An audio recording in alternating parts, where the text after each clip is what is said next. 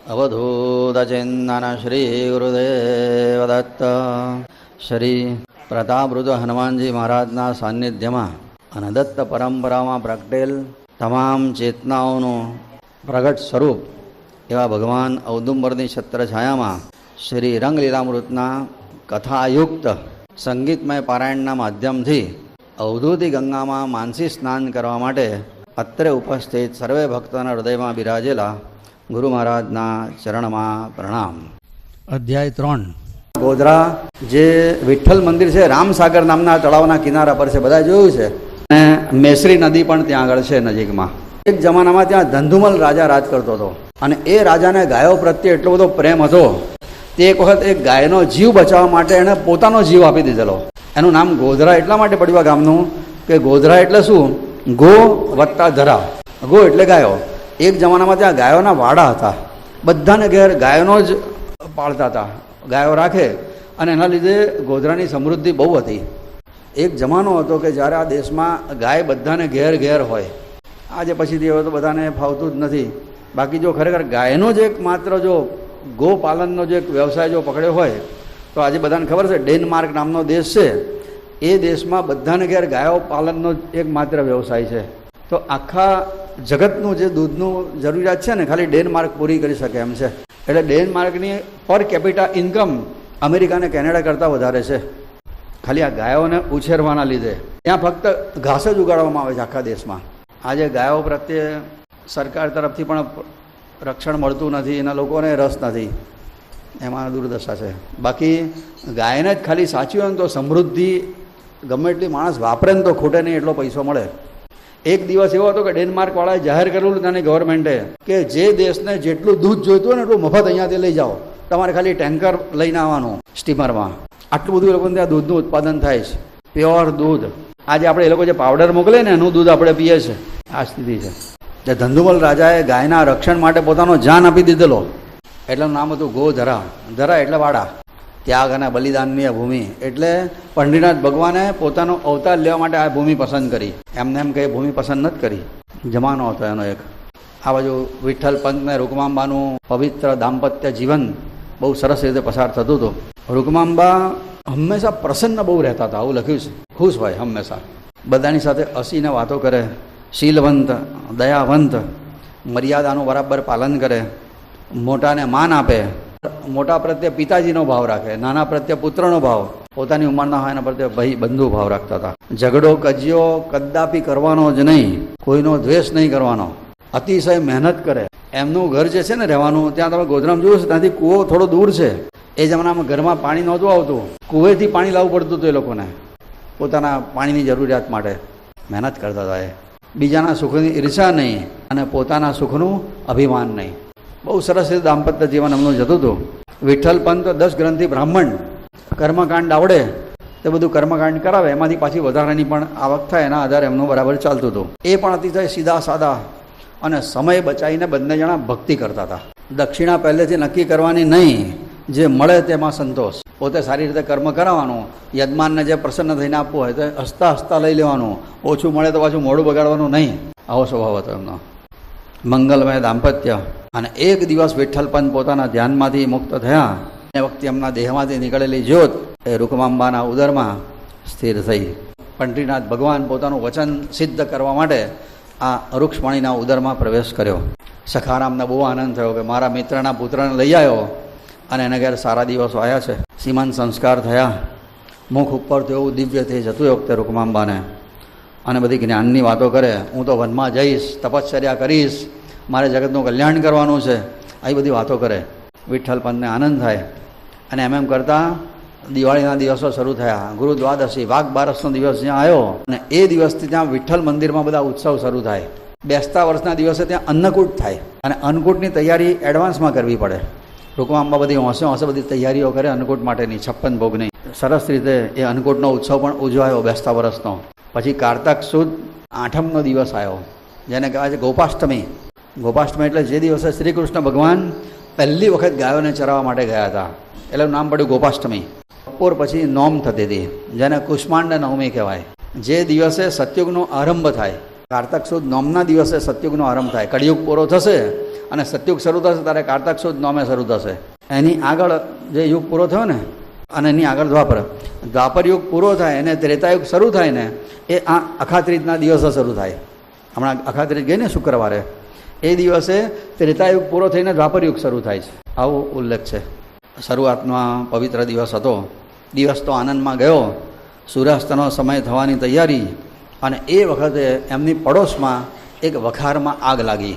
એ જમાના fire brigade નહીં, બધાએ કૂવામાંથી પાણી કાઢવાનું અને બધા હોંશે હોંશે આગ બુઝાવવા માટે દોડવાનું. કોઈ બીજું મદદ કરનારું હોય નહીં, ગામના માણસોએ જ મદદ કરવી પડે. રૂકમામ્માને છેલ્લા દિવસો ચાલતો હતો, છતાં પણ કેટલા પરોપકારી હશે.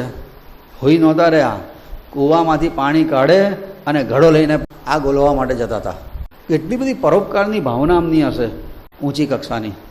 અને આવી રીતના એ મદદ કરતા પણ આગ ઓલવાતી નહોતી, ધુમાડાના ગોટે ગોટા. અને એ જ વખતે રૂકમામ્માને સૂર્યાસ્ત સમયે પ્રસૂતિની પીડા ઉપડી. વિઠ્ઠલ મંદિરની બાજુની ઓરડીમાં તે વખતે ત્યાં જઈને સૂતા. એ વખતે સમાચાર પેલી આગ ઓલવાઈ ગઈ છે. અને આ જ બાજુએ બરાબર એ વખતે પ્રદોષ સમય, દત્તાત્રેય ભગવાનનો જન્મ પ્રદોષ સમયે થયો હતો. આ રૂકમામ્માના સન્મુખ પ્રદોષ સમયે પંઢરીનાથ ભગવાન પોતાનું વચન પૂરું કરવા માટે પાંડુરંગ તરીકે પ્રગટ થયા. અવધૂત શ્રી ગુરુદેવ.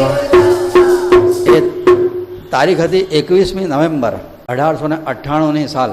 આજથી બરાબર 126 વર્ષ પહેલાંની આ વાત. અને દિવસ હતો સોમવાર.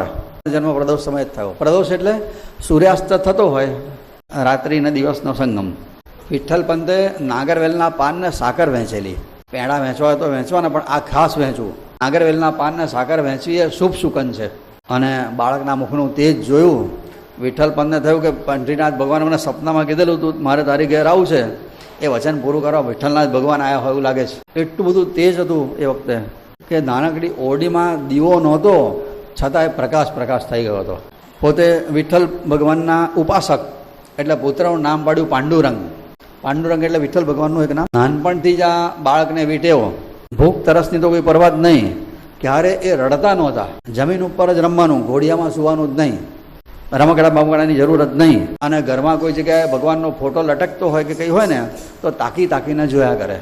નાનપણથી આ બધા લક્ષણો પરથી ખબર પડે કે આ બાળક કોણ થશે તે.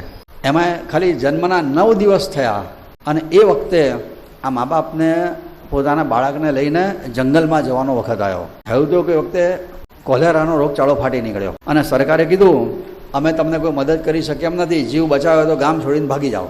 અને બધા પોતાનું આ ઘરને તાળા મારીને પોતાના જે નજીકના ગામ હોય કે ખેતર હોય ત્યાં જતા રહ્યા. સખારામ સરપોતદારનું ખેતર હતું, કંકુ થાંભલા કરીને. ત્યાં પછીથી આ બાળકને લઈને પતિ રૂકમામ્બા ત્યાં ગયા. નિરંજને પ્રશ્ન કર્યો કે આટલી નાની ઉંમરે બાળકને 9મા દિવસે જંગલમાં જવાનો યોગ આવ્યો? અલગ કહે છે નિરંજન, એ વખતે ભગવાને પ્રગટ થઈને કહી દીધું કે મારો જન્મ જંગલમાં જવા માટે જ થયો છે. હું જંગલમાં જ મંગલ કરવાનો છું, હું શહેરમાં રહેવાનો જ નથી. નાનપણથી જ 9 મહિનાના થયા ત્યારથી સ્પષ્ટ શબ્દો બોલતા હતા. એ સાંભળનારાને આશ્ચર્ય થાય કે આટલા સ્પષ્ટ શબ્દો કેવી રીતના બોલે છે, અને બધાને સાંભળીને આનંદ થાય. પણ એમના આ શબ્દો આટલી નાની ઉંમરે સ્પષ્ટ બોલતા હતા ને તે રૂકમામ્બાને ચિંતા થઈ. અને કોઈની નજર લાગે તો તે નજર ના લાગે એના માટે આ ભ્રુકુટીની વચ્ચે છૂંદડું છૂંદાયું હતું. આ છૂંદડું છૂંદાવાનું ને એ બહુ પીડાદાયક છે. હા, કે જેને છૂંદાયા છે એને ખબર હશે કે કેવું લોહી નીકળી જાય. પણ એ જે વખતે જે વેદના થાય ને એ વખતે ધ્યાન એક્ઝેક્ટ ત્યાં જાય. એ વખતે નાનપણથી જ અમને ભ્રુકુટીમાં ધ્યાન કરવાની પ્રેક્ટિસ થઈ ગઈ અનાયાસે. કોઈ જગ્યાએ ઘોંચાય ને એ જગ્યાએ જોજો કેવું ધ્યાન જાય છે. તે ઇન્જેક્શન આપે ને ડૉક્ટર, ત્યારે ધ્યાન બરાબર ઇન્જેક્શન અપાતું હોય ત્યાં જ હોય. આ ગુરુ હતા ને તોતાપુરી મહારાજ, એ તોતાપુરી મહારાજે એક વખત એમના અહીંયા અણીઓ ઘોંચી દીધેલું ધાડ દઈને. કેમ? ધ્યાન તારું ત્યાં રાખ, ભ્રુકુટીની વચ્ચે ધ્યાન કરવાનું. એના માટે રૂકમાબાએ અનાયાસે એમને આવી રીતના છૂંદડું છૂંદાયું. તે બાપજીભાઈ મોટા થયા ને ત્યારે પણ એમના બે ભ્રુકુટીની વચ્ચે એ છૂંદડું દેખાતું હતું. દર્શન કરનારાએ એવું કીધેલું છે. એ વખતે છૂંદડું દેખાતું હતું મોટી ઉંમરે પણ. ચિત્તને ત્યાં એકાગ્ર કરવા માટેની યોગની દીક્ષા મા પાસેથી જ મળી ગઈ એમને. અને પછી તો નાનપણની બાળ લીલા એમની બધી છે, દોડમ દોડી કરે અને રૂકમામ્બા નવડાવે, ફરી પાછા ધૂળમાં રમી આવે. રૂકમામ્બાને વિઠ્ઠલ પંતના પુણ્યનો ભાર નહીં, કાજે ભગવાન એમના ત્યાં બાળક થઈને રમતા હતા. એઠું બેઠું તો કોઈનું ખાય જ નહીં, મેલા વસ્ત્રો ગમે જ નહીં. રૂકમાબાઈ એમનું બાળપણનું નામ પડેલું બાબુ, બાબુ કહીને બધા એમને બોલાવે. એક દિવસ આ વિઠ્ઠલપંત બાબુને ખોળામાં લઈ અને ઓટલા ઉપર બેઠેલા, 2 વર્ષની ઉંમર એ વખતે એમના ઘર પાસેથી એક સ્મશાન યાત્રા નીકળી. એટલે બાબુએ સહજ રીતે પિતાજીને પૂછ્યું, પિતાજી આ શું છે? પિતાજીએ કીધું કે આ કોઈનું મરણ થયું એટલે એને લઈ જાય છે, આ જે સુવાડ્યો છે એને એનું મરણ થયું છે, પછી શું કરશે એને? સ્મશાનમાં લઈ જશે, પછી શું કરશે? પછી એને બાળી દેશે કે છે. એને દજાય નહીં કે ના, મરણ થઈ જાય પછી શરીરને ગમે તે કરો એને કોઈ અસર થાય નહીં, દજાય નહીં. આમ કહીને ભાઈ વિઠ્ઠલપંતે વાટ ટૂંકાઈ અને પછી ઘરમાં લઈ ગયા એને. આ વધારે પૂછશે તો કંઈ વધારે જવાબ આપવો પડશે. બીજા દિવસે ફરી પાછા બપોર પછી બેઠેલા ઓટલા ઉપર, ફરી એ જ દ્રશ્ય, બીજા કોઈની સ્મશાન યાત્રા નીકળી, ફરી એ જ પ્રશ્ન, પિતાજી આને શું થયું? કે આ મરી ગયો કે છે. બાબુએ પૂછ્યું કોણ મરી જાય? પિતાજી કીધું જે જન્મે તે મરે, ખીલે એ કરમાય, આવે એ જાય, ઉદય થાય એનું હસ્ત નક્કી જ છે આ જગતમાં. ભાઈ કહે છે કે કોઈ મર્યા સિવાય રહી શકે નહીં. એ બાબુ કે તમારે મરવું પડશે? વિઠ્ઠલપંત કે હા. આપણે માજીને શું મરવું પડે? કે હા ભાઈ બધાને મરવું જ પડે, મર્યા સિવાય કોઈને ચાલતું જ નથી, બધા રિટર્ન ટિકિટવાળા છે, પાછા જવું જ પડે. કે આ મરવું ના પડે એનો કોઈ ઉપાય ખરો? કે મરવું જ ના પડે. અને અનાયાસે વિઠ્ઠલપંતે કીધું એનો એક ઉપાય છે. શું? રામ રામ કરવાનું. હરિનામનો જો આશ્રય કર્યો હોય તો મરણથી બચાવે છે. મરણથી બચાવે એટલે એકવાર મરણ આવે પણ ફરી જન્મ લેવો ના પડે, મરવું ના પડે. એક જ વખત મરણ આવે પછીથી. આ બાળકે પાંડુરંગે એ વખતે ગાંઠ વાળી દીધી. તે નાના હતા, સંવાદ થયા પછીથી ઘરના ખૂણામાં બેસી રહે, રામ રામ રામ રામ રામ રામ રામ રામ કર્યા કરે. પછી જ્યારે એમને નિશાળ જતા થયા એને લખતા આવડ્યું ને, તો પોતાના ઘેરથી સ્કૂલે જાય ને તો રસ્તામાં હનુમાનજીનું મંદિર આવે. તે શનિવારે એક કાગળ ઉપર રામ રામ લખે, હનુમાનજીના મંદિરમાં એક કાગળ આપી આવે. આવું નાનપણથી એમની ટેવ હતી. રામ મંત્રની દીક્ષા પિતાજી પાસેથી આવી રીતના અનાયાસે એમને મળી. અને પછી પોતે જ્યારે 5 વર્ષના થયા પાંડુરંગ, એ વખતે રૂકમાબાએ બીજા બાળકને પણ જન્મ આપ્યો. એનું નામ પાડ્યું નારાયણ. 2 જણ વચ્ચે 2 વર્ષનો ઉંમરનો તફાવત બતાવે છે. અલગ કહે છે નિરંજન ગુરુ મહારાજની આ કથા એવી પવિત્ર કરનારી છે, સર્વ સૌખ્ય દેનાર, બધા પ્રકારનું સુખ આપે, અને પડતા ગાતા ના રહે દૈન્ય દુઃખ લગારા. પડતા કે ગાતા જરાય કોઈ વાતનું દુઃખ રહે નહીં. તમને આ પ્રાગટ્યનો અધ્યાય છે. 43માં દોહરાથી જુદા રાગમાં આપણે ગાઈશું, ને 60માં દોહરે અહીંયાથી અવધૂત ચિંતન મોડેથી બોલાશે, બિરુવાદ અવધિ બોલાવીને આપણે ભગવાનનો જન્મોત્સવ એ વખતે આપણે કરીશું. કરી છે ધામધૂમથી ઠાઠમાઠથી જન્મોત્સવ કરીશું. 42માં દોહરાથી 60માં દોહરા સુધીના દોહરા જે છે એ જન્મને લગતા છે. હજી હાલરડું પણ ગવાશે, 2 હાલરડા ગવાશે. આપણે 8મા અધ્યાય છે ને ગુરુલામૃતનો, એમાં જે હાલરડું છે ને બીજું, એ પણ આપણે ગાવાનું છે. અને એ સિવાયનું એક હાલરડું આપણે અહીંયાથી ગવડાવવામાં આવશે. અવધૂત ચિંતન શ્રી ગુરુદેવ દત્ત.